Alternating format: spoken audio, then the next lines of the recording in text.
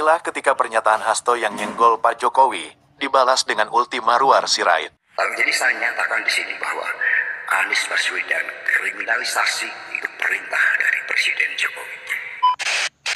Dari Mas Hasto, dan saya senang sekali kalau bisa dapat itu, pasti akan membuat saya tambah semangat.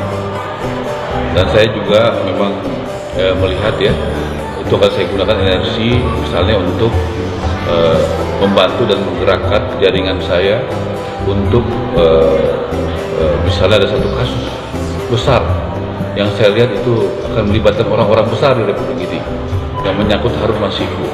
Harun Masiku itu siapa sih, kok bertahun-tahun nggak bisa ditangkap? Ya, saya akan kasih bonus bagi yang bisa menangkap Harun Masiku 8 miliar rupiah uang pribadi saya.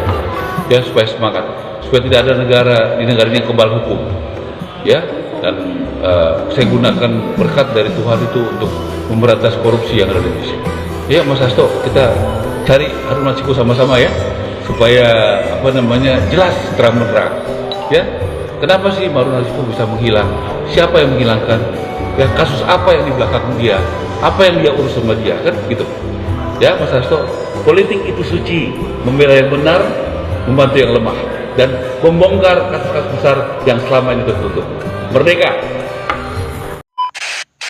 Kata Pak Hasto, pemeriksaan Pak Anies ketika kasus Formula E itu adalah bentuk kriminalisasi yang diperintah oleh Pak Jokowi. Ini sangat menarik pernyataannya. Kenapa saya bilang menarik? Karena ada dua hal. Yang pertama, kalau ini tidak terbukti atau memang tidak dilakukan oleh Pak Jokowi, maka pernyataan Pak Hasto adalah hoax. Gitu ya. Namun yang kedua, apabila pernyataan dari Pak Hasto ini benar, maka Pak Hasto juga harus dipidanakan. Kenapa? Kita berbicara aturan. Pasal 221 Kitab Undang-Undang Hukum Pidana. Teman-teman baca. Di sana dijelaskan, apabila ada seseorang yang menyembunyikan sesuatu kejahatan, maka ia juga berhak atau dapat dikenakan tindak pidana.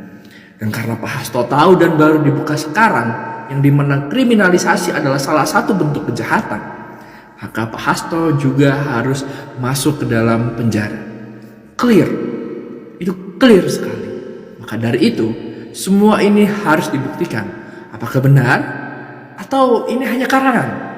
Kalau karangan, ya saya tidak bisa berkomentar karena ini masuk ke ranah politik. Tapi kalau ini benar dan masuk ke ranah hukum, ya maka harus diproses dua-duanya. Bahkan Pak Jokowi sekalipun, kan seperti itu. Ini menarik, dan kita nanti kira-kira akan terjadi apa ke depannya. Terima kasih.